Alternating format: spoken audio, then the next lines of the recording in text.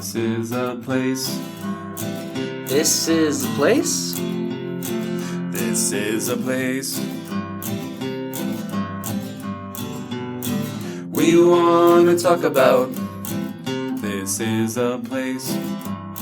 Welcome to this week's episode of This is a Place podcast. My name is Nate, and with me is a guy who wants to be addicted to roller skating and not crack. Brandon. Because if I roller skate today, I can go to college tomorrow. That's right. So head on over to, where can you roller skate nowadays? Classic skating. I think Classic's really the only place left. You can go to a skate park and roller skate. We're outside. That's it. It's really nice weather. It's weird to think that last week it was raining in January. And it melted all of our snow. Warm yesterday, it's warm today. I think it's going to be warm all week. Just weird. I know we usually do pleasantries at the beginning, but I feel we have a lot to talk about today. And this is just such an important topic. We just got to jump into it. All right. Let's take the leap. Nate, when we started the podcast, I had a couple of bucket list items. Fundome was one of them. We did that. Mm-hmm. The Mayan, that was another one. And this is also very near the top. Hollywood Connection. Hollywood Connection was... I'm probably more fondness for the Fundome because I feel I missed out on some of my best years going there because it closed too soon. But for me, more of my Fundome experience would actually be Hollywood Connection because I had it all through growing up.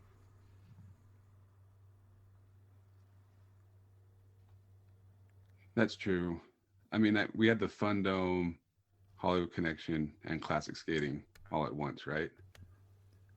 And because I worked at Classic Skating, I feel like I was almost like being disloyal if I went to the other two locations. So I didn't go to the other two locations that often. And unfortunately, my kids kind of discovered Hollywood Connection in the last couple of years they were open.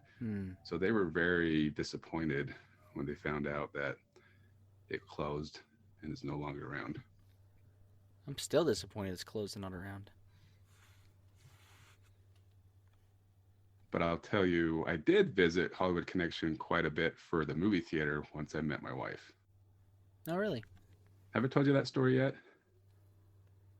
It sounds familiar, but you might have to. Well, I'm going to me. tell you anyways. So my wife worked at a credit union when we first got, actually when we were dating, when I met my wife, and then a few years into our marriage, worked at a credit union that would sell those discounted movie ticket vouchers to Carmike, which would be Hollywood Connection and the movie theater on 90th and Redwood, right? And every month, Carmike would give them a new batch of vouchers to sell, and they wanted them to get rid of the ones that they have from the prior month, and they were okay with them just giving them to the employees. So like every month, my wife would get 5 to 10 vouchers to go see movies at the Carmike, and they would expire like 6 months from the date you purchased them, or they were printed or whatever.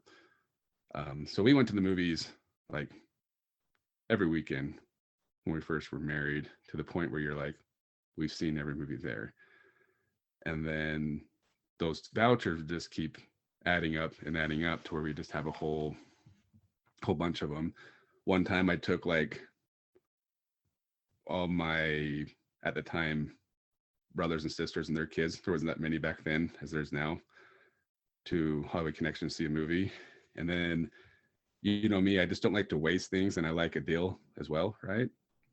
So one night I had We've all learned this at this point. 10 vouchers, that were going to expire. And we already got our tickets to go to the theater to see the movie. And it would work for any movie, new or old there, new release or not. So I had an idea to stand outside Hollywood Connection and scalp the tickets. So I think a movie ticket there was like $7.50. So I was trying to sell them, I think, for like $5 a ticket or even less. And it was just so amazing how hard it was to sell these tickets because people thought I was trying to scam them.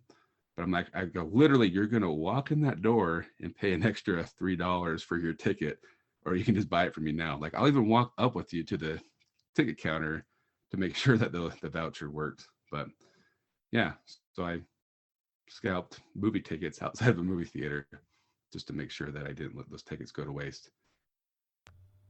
True entrepreneur at heart. Yeah, I should have just given them away, but I saw an opportunity to make money. You know how I go. I know how you are. You know how I do. Do it to me all the time. All your MLMs. So, on my MLMs, yeah. So you spent more of your time on the movie theater side. Yeah, so I visited Holly Connection mostly for the movie theater. Did visit a few times for dates, going miniature golfing. I want to say just one time did I ever visit the skating rink. That was being disloyal, right? Classic. If I was going to go roller skating, I needed to go to classic skating, but I Of course. went there once with my kids, just one time. So, but rid the rides before, the roller coaster thing they had there. I think I did laser tag once or twice. Then they had a whole bunch of video games, kind of like the Fun Dome did. Yeah, they had everything. Everything but bowling. Yeah. Just about. I can still hear the sounds in my head because that place was loud. There was all sorts of noises and things going on. But you walk in, you had all the rides in the beginning. There was like the school bus, kind of like the fire engine ride they have at Lagoon now. Yeah, yeah. That's what actually, when I ride that at Lagoon, Holly Connection is where my mind goes. My Yeah. memories go. Next to that, you had the air balloons that you'd spin around on.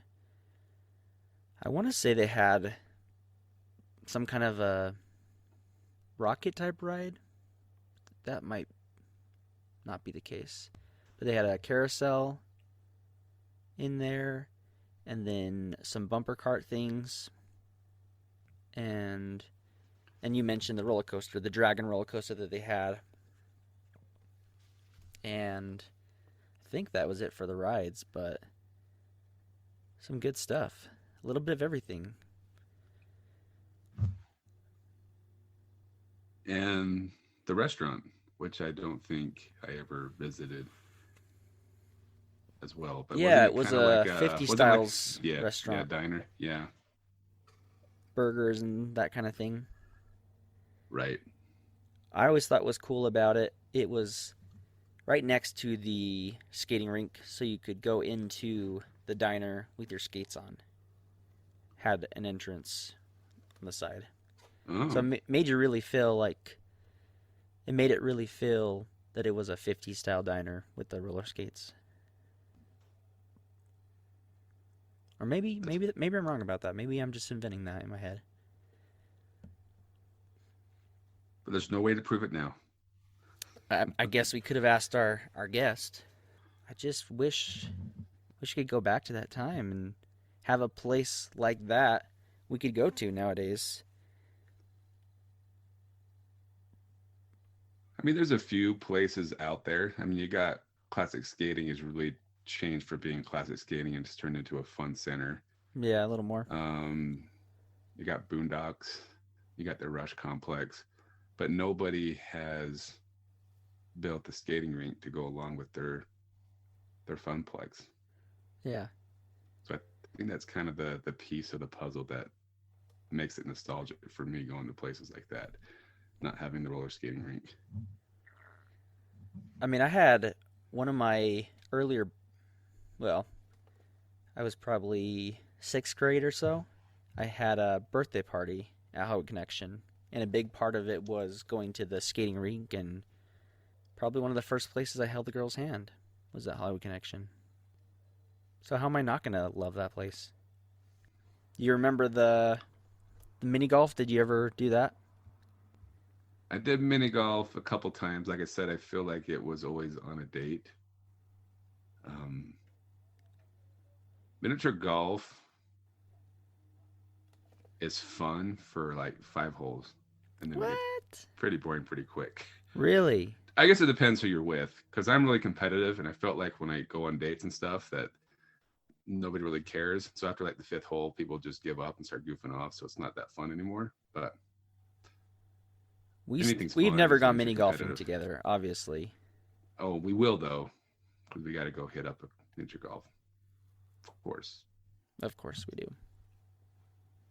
I think that would be fun if we did. I see your point though. The competition. I mean, I guess the novelty of a mini golf wears off after a while if there's not that competition aspect of it. But for me, I love a good themed miniature golf course, and I think Hollywood Connection had a really great one. There was the dinosaur section, deep sea section. My favorite was when you would hit it into the buildings and it would create an earthquake.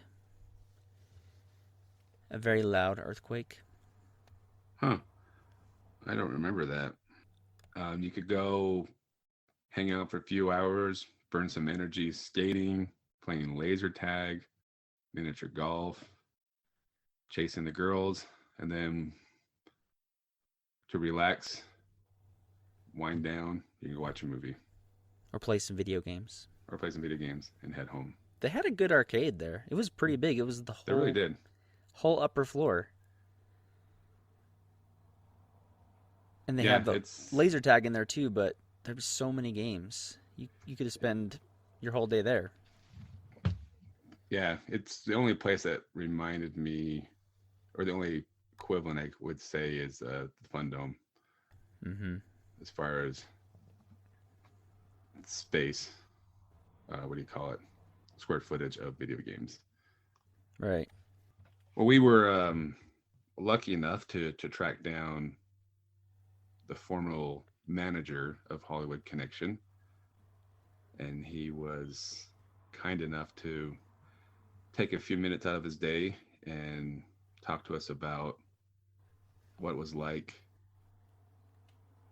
managing Hollywood Connection and kind of going down that memory lane with him. Well, to start off, Jim, do you want to do a quick bio of who you are? Tell us where you grew up and what you've been doing your whole life.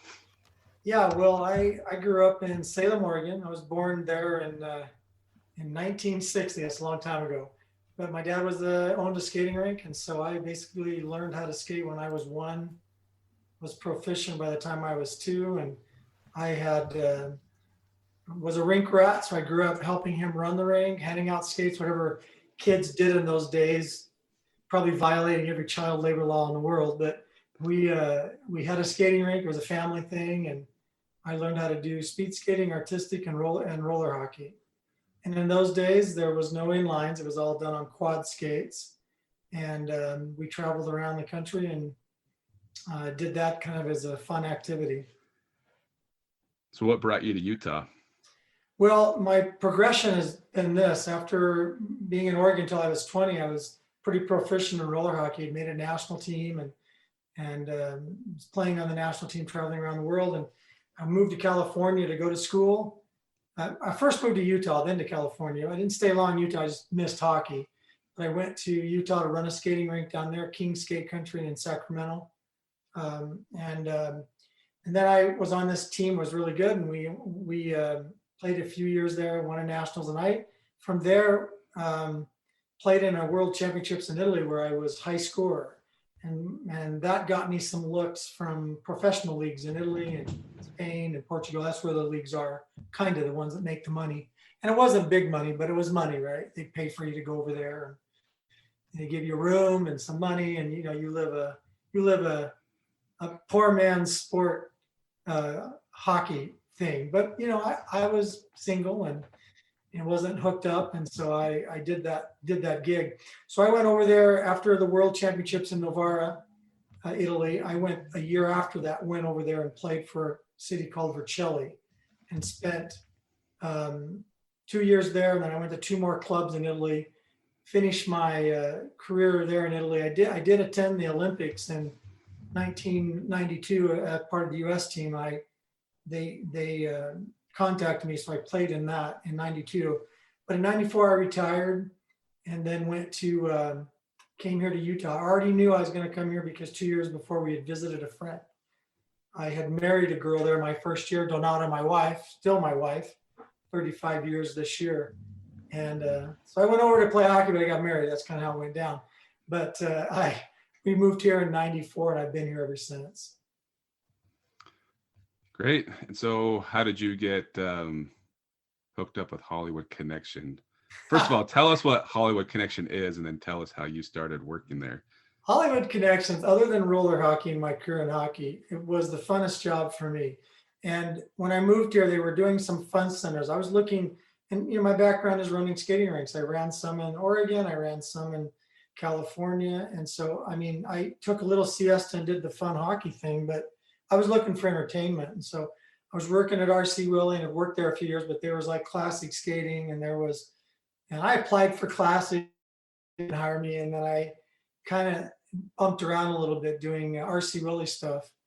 And in 2000, I made a switch, and in 2000 to something else, outside sales. And in 2002, there was an opening to run the skating rink at Hollywood Connection, which was a multi-complex, one of the nicest fun centers in Utah.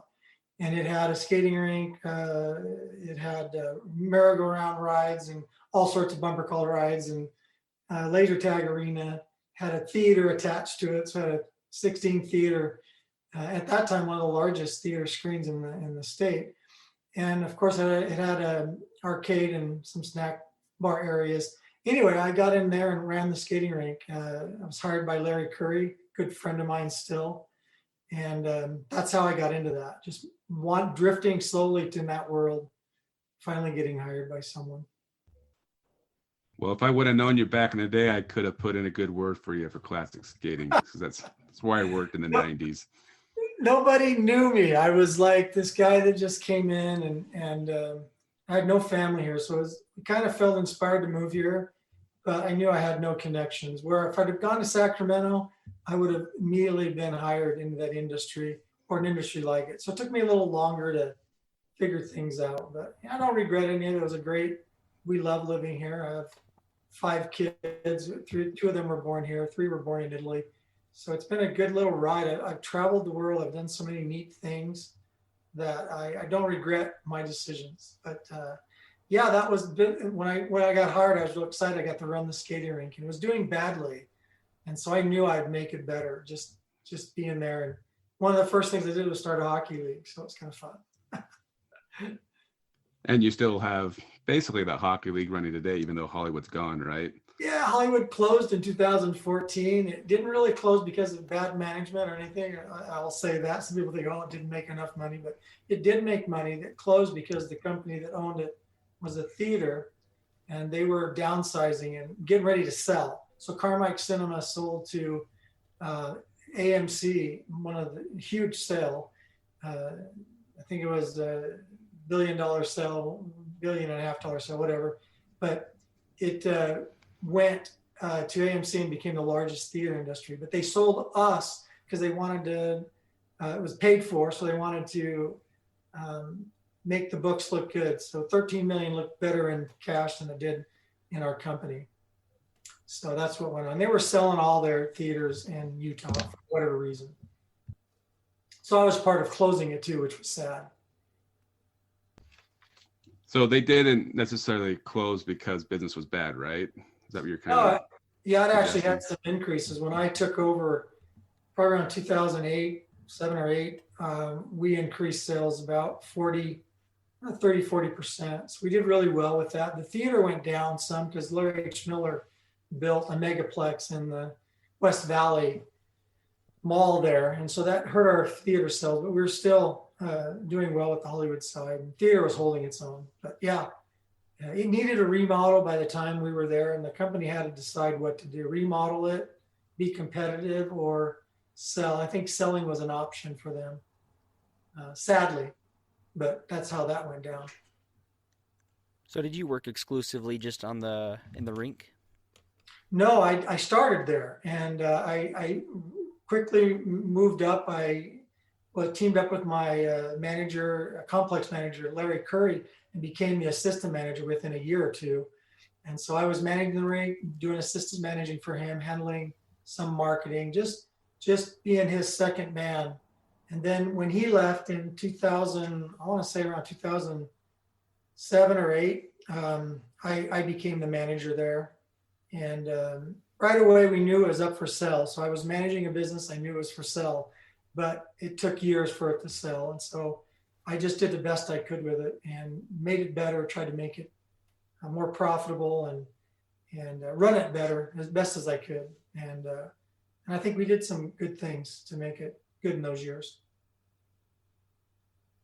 So you said that you were seeking out something in entertainment. That's what you were interested in. What I mean, for me, it sounds like a dream to go to work in a place like that. But what is it? All it's cracked up to be? What was the experience like? Totally fun. One, you're dealing with a lot of young kids. When you go into entertainment, you run these facilities, whether it's classic skating or you're running, bowling alley. They all have their own unique features, but you're dealing with kids. You're dealing with young people that you can mold and scope. And I had 27 managers and 7 department managers, and the theater, had its group. So we had this organization that I was, in charge of and making it run. And so we held our meetings, we had our concepts that we would share. And it was really a lot of fun to work with young people, to be in a fun environment. Everywhere you go, it's a party. Every day was a party. Every day was an exciting thing going on. And it was fun to be in that environment. There's some stress to it, but it's not like working at a desk. You're out mingling with the crowd. You're taking care of problems. There's security you have to deal with. We had security cameras, police officers. We ran that thing classy.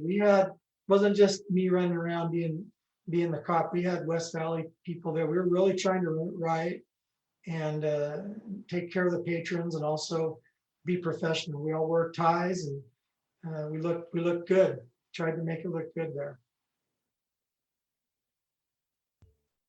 So what were some of the most popular activities to do at Hollywood Connection, or what was the big attraction to go there outside the movie theater? Well, in the early days, the theater was big. The theater made the most money. Theaters make good money. They just, it must be the popcorn. They sell a lot of it, I know, but there's a kickback you get from doing the movie after so long. The way movies work is they keep most of the door revenue that you pay for the movie till after a few weeks, and then you get a percentage of that if the movie carries on. So the industry can be very lucrative. The Hollywood side is a little bit more difficult because you require more people to run it. You think about a movie theater, you can put 1,000 people in there and you have 7 to 15 employees. Someone in the booth doing movies. It's all done. In those days, it was done by film, but now it's done by it's all automated. It's a disc you put in there or a drive you show a movie on now. But or Amazon Prime. Yeah, it's gotten easier, even better now. But in those days, we did have a booth presence, and then you sold your popcorn, and they sit there and watch a movie for 2 hours, and they all come out. So it can be very lucrative. Hollywood required a lot of work. It required people in each department. Someone had to run the rides. We had a restaurant, and so all those things we had to staff. So we spent a lot more money on labor on the Hollywood side, and so I think that's one of the reasons why they wanted to sell it. It really wasn't their gig. They ran movie theaters, Carmike Cinema, and they had this side thing where they did these fun centers. And I think they realized that they were a little more involved than just putting people in a room and showing a movie. But it was a fun complex to run. You had the movies, you had the skating rink. And my favorite area nationally was skating. I love skating, so it was my favorite area. But in the Hollywood side, the most lucrative area was, believe it or not, the video games. We made more money people playing video games. And we had these point cards that we'd give out. And you could buy them, or you get them with a package, or however you wanted to market it. So it was a lot of fun. People up there going crazy, playing video games. And the redemption games were the biggest ones, where you get little prizes. So we had a pretty good redemption area and just had fun with that. I think you mentioned the other day to me, is there a Hollywood Connection still open outside of Utah? Yeah. there is In Carmike Georgia. Cinema at home opposites. It's Georgia. It's Columbus, Georgia, and it's almost identical. If you were to walk in there, you'd be like, this looks like Hollywood Connection. It's almost identical. Ours was a little bit bigger theater, and I think there were some areas a little bit nicer. I thought in our facility because it was newer, but they kept that facility because it's part of the home office for Carmike Cinema. So where their home office building was, they had that facility. So they didn't sell it. It's only fun center that AMC owns is I think that one, as far as I know. And but they closed all the other ones. They had 7 or 8 at one time, and they dwindled down to just 2. And then mine was the last to go before they sold the company. So if we want to walk down memory lane, we need to go to Georgia. And You go to Georgia. I sent a lot of the stuff we had over there, so they got some pretty cool stuff from Hollywood. I think they sold the rides. I don't know who bought our rides, but I know they were sold on the market, and so the video games were too. I don't think they shipped them back. I'm not sure exactly, but I think things were pretty much sold. They liquidated as much as they could. I've watched a couple videos of people going through there, and it does look quite similar to what Hollywood Connection was here. Yeah, very true. And some of the murals that were done by one of the Suns owners. Came out and did those murals. So there's some unique family stuff going on there with the corporate office, and they were good to work for. I never had a problem working with the corporate. Carmike was a good company. They were almost going bankrupt when I was hired, and then a new CEO came in there, and we went from $1.50 stock to $37 stock. I think they sold the company around 26, 28, and it's now all a part of AMC. But yeah, those 2 facilities are identical. I've been in both. Yeah.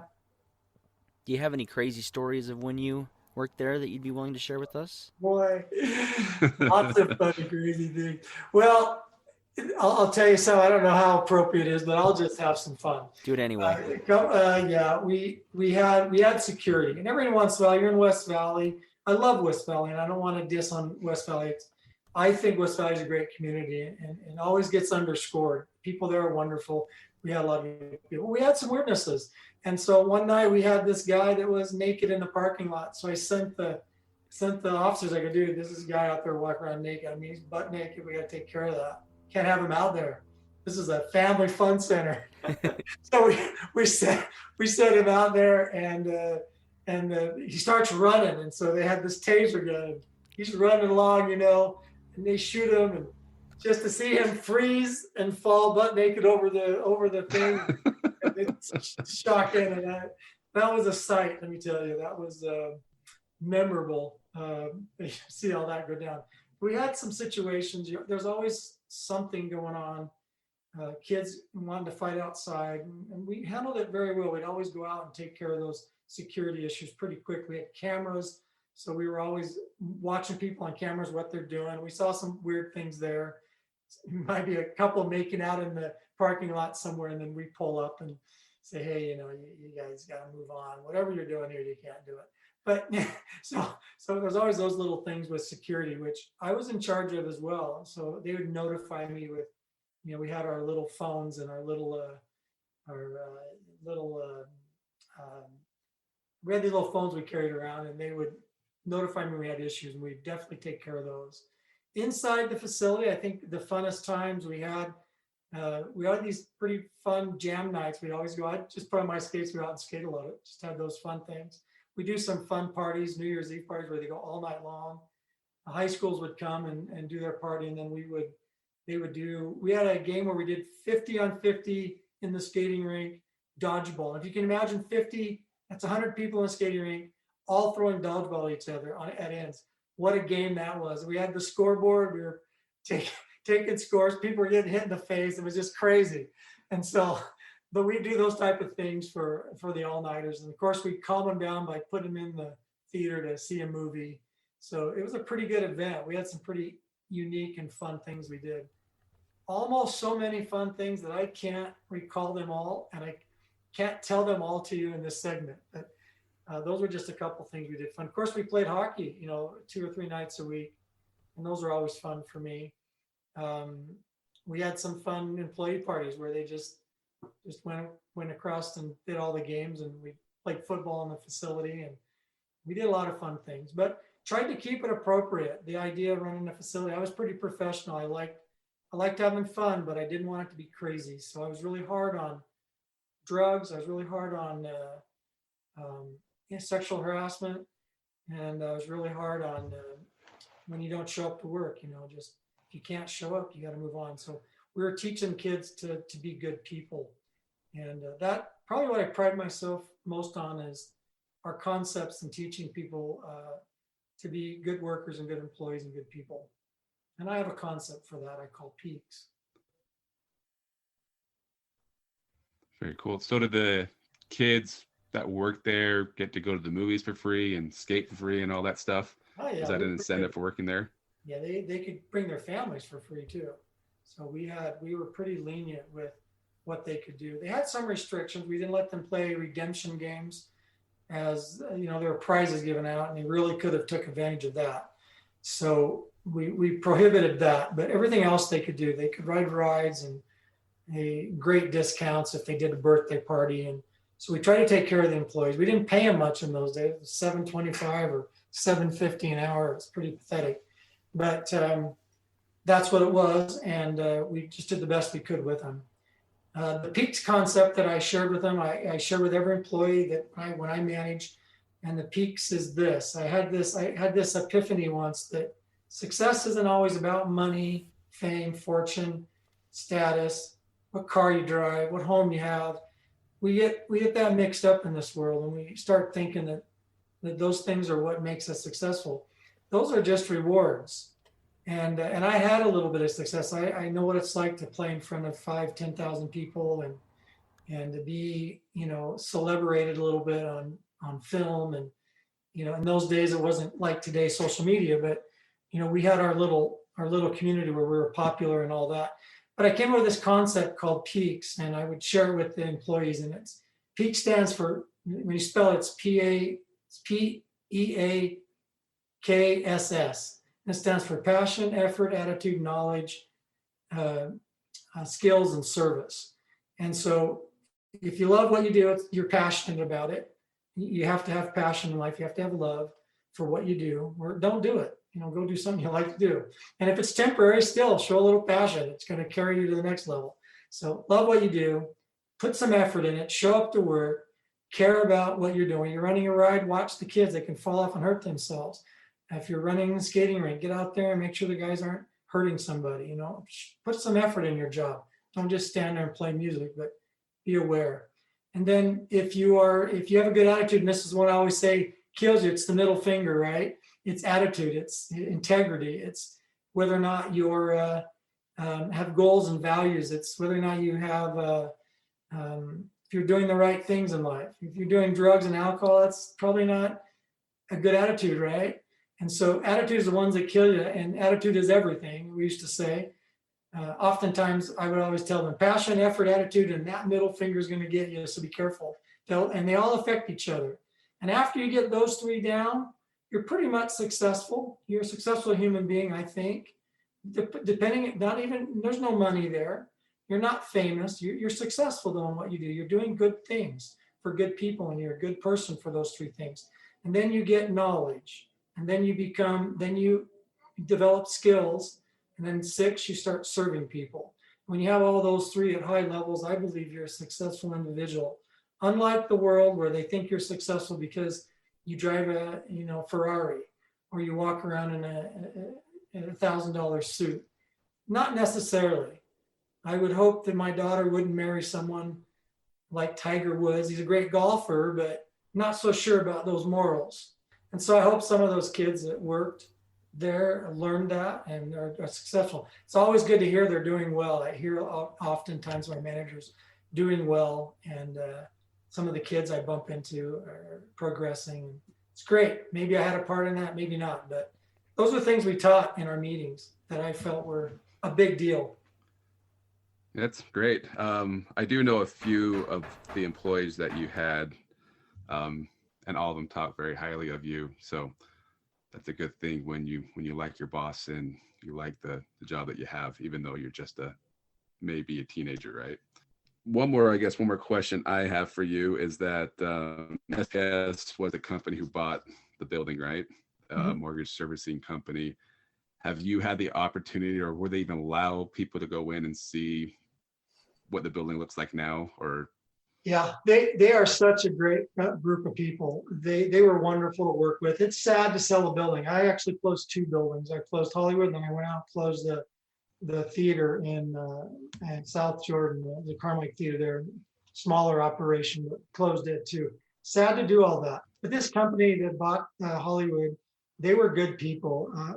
SPS, is that what they're called? SPS Mortgage Services?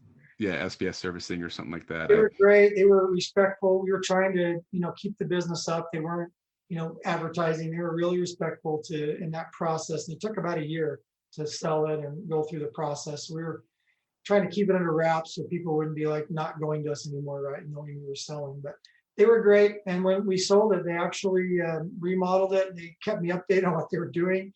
They actually brought in a person. I actually invited some of the managers, to go and see how they remodeled it and walked us through and treated us really nice. So I got to see it when it was finished before they opened it, and walked in a few times while they were remodeling it. So they were really cool about it.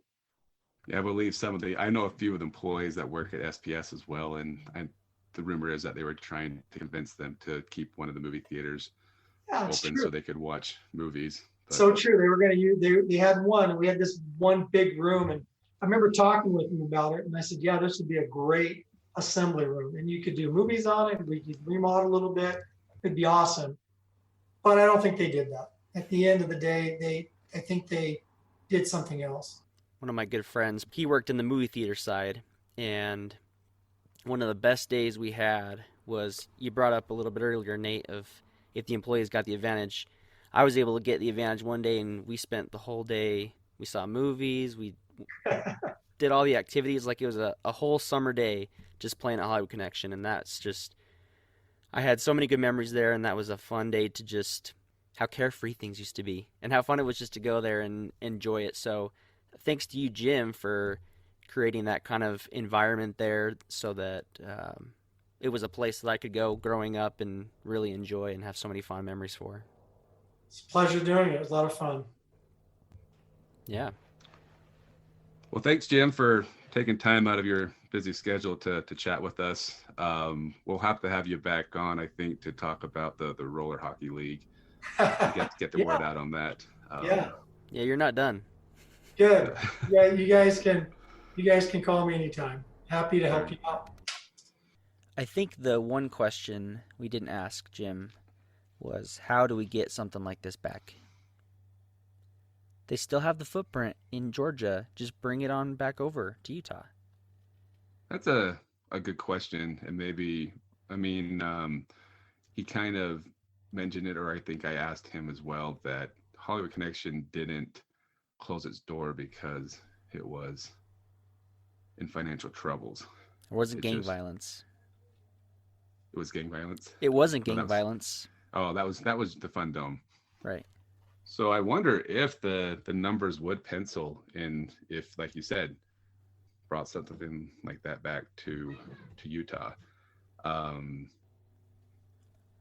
Like I said, there's a lot of fun centers, and one we haven't even mentioned is Fat Cats has turned.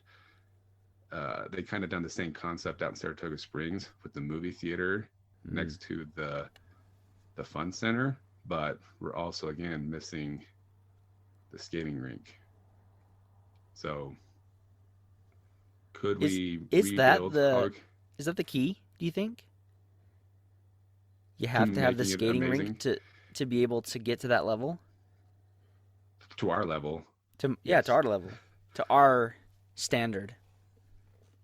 Yeah, I think classic skating is still the only fun center around that has the roller skating rink. So I just wonder if, like you said, if you took Hollywood Connection and rebuilt it, do the numbers pencil enough to be profitable in today's times? Question that I don't have enough money to find the answer to, unfortunately. We'll have a couple fundraisers. A fundraiser? A fundraiser. We'll make it happen. something I thought of as you were talking about the movie theater. You see a lot of movies. I do. Or why haven't you started a movie podcast? Why haven't I started one? Yeah. That's You a see good all the question. movies. My little brother actually used to have one. Really? Uh-huh. And he and his friends um, were contributors to KSL. Did a few articles for them. They still do, I think, as well. But I believe they used to have a podcast. I wonder what happened to that. Maybe I could ask them to revive it. And they're a little bit more knowledgeable when it comes to movies. As I was going far to say, I as mean, you don't the seem like the filmmaking type of process. guy that'd be like a critic. Like I'm not your average Joe. I'd be your average Joe. Be yeah, like, yeah, you should see it. you still give your feedback on the movie, but it's not to the level of, oh, the cinematography was just not quite what I was looking for with Yeah, the we kind of should. budget they had. Totally should. So I think it would be the rating scale would be I would do is it worth the nighttime price, the matinee Ooh, price, or wait for streaming, I or like don't that. bother at all, I right? like that. My question to you is Spider-Man movie, the new one, worth the night price, matinee, wait for streaming, or don't bother? I think it's worth the night price at least 3 times. Okay. I thought it was good. I'm not as what's the word, excited as other people were about the Spider-Man movie. People were freaking out over it, and I thought it was good. And I definitely think it's worth admission, even the night price to go and see, but not 3 times. I wouldn't see it 3 times at the I'm not going to see nighttime it three price. times. I just would if I had the time. Because I am going to go back and see it again because I got to take my son to go see it. So I will have to see it again. But we've been rewatching the other Spider-Man movies so that he understands what's going on in this one. And I'm not thinking this newest one is the best one ever. Changed my mind. Well, let me talk to you about the cinematography. Yes. And the acting. Well, I like your rating scale. I think it's good. I think if I had more time, I'd say let's start a podcast, but I think one for now is good enough. Fair enough. Maybe that's something we can visit at a later time. Yeah. Well, it would be nice to have a podcast that we have a little more broad audience than just pinpointing Utah. Have you seen our Maybe numbers? We get listens from everywhere, man. because they come to see us. But I'm saying if we could have a topic that everybody wants to hear, people aren't going to know what Hollywood Connection is in New Zealand. In Georgia, they will, though. In Georgia, they will. We're going to have to do a marketing campaign for that section of Georgia. They're going to be jumping all over it. And they're going to be like, what, it closed? I think our listener in Turkey is really going to love this episode. It's really going to hit home for them. Whether you come here for the Utah content that we put out or you come to hear us talk, we appreciate it. And keep the recommendations coming because we've got a couple. So we've got a couple on our list that we need to fulfill requests that have been made. But give us your ideas. Which place are you so nostalgic for? You want to hear us talk about it? And I know we've mentioned this multiple times before over the last year, but I really do feel like it's time, Brandon, that Fat Jesus needs to go away. Oh, I need to cut my hair. yeah, I agree. So Haircut? let me know what's in style now. I haven't cut my hair for so long. I don't even know like what I'm supposed to do. Whatever you do at this point will be a success. I don't know, man. You look horrible. I told you this story before. Last time I grew my hair out and I cut it, it was not a success. Unless you think Zach Morris from Saved by the Bell. It's a good haircut. That was my favorite day, though. I only had it for like 2 days, but people were like, "Oh, you cut your hair? Oh, cool. I didn't know what to say. Well, it was funny. I probably shared this story like 3 times before, but I went to like Fantastic Sam's like 2 days after I got my haircut. And I sat down, the lady's like, when was the last time you had a haircut? I'm like, 2 days ago. And she kind of looks at me like, okay, this is weird. Like, do you get your haircut like every 3 times a week? And then I pointed to my head and says, I did not ask for this. She goes, okay, good. She was even like, okay, like, why are you trimming up this haircut? That's awful. But I said, I need to fix this. And she goes, oh, okay, yeah, we can do that. So We need to find Nate a haircut. A good haircut. Got to get a haircut. I just need a style. I need to know the style. I'm sure we can find a good haircut. I just need to know what do I do with my hair. I think it's got to be a I'm bowl still cut, trying to man. figure out. Still trying to figure out what to do with my hands, but We're never going to know what to do with our hands. I don't know what to do with my hands. But you can work on the hair in the meantime. You think a good bowl cut, A bowl cut, yeah.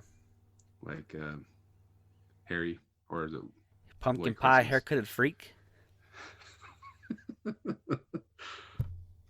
Thank you for listening to This Is a Place podcast.